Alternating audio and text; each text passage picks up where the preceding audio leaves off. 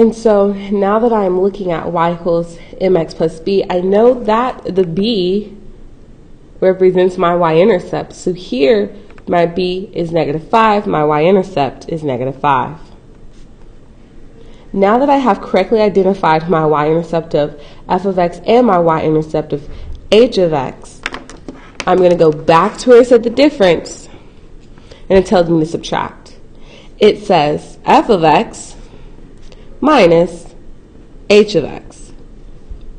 Because I do not have subtracted from in the problem, which you will see later on, the order does not change. The difference between f of x and h of x. So f of x is 5 minus -5. I cannot forget that -5 there.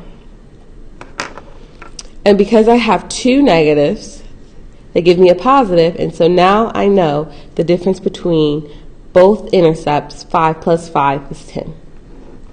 That is the first problem.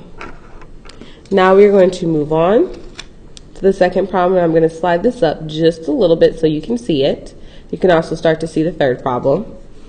The second problem says, what is the product of the slope of g of x and the slope of h of x? Again, I've read the problem. I'm going to go back and highlight vocabulary.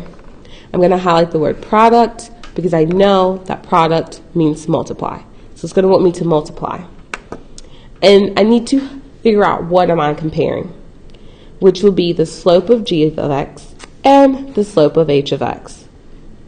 I'm going to put the squiggly line under slope here because this time, unlike problem number 1 where I had to find y-intercept, I'm going to have to find the slope for problem number 2.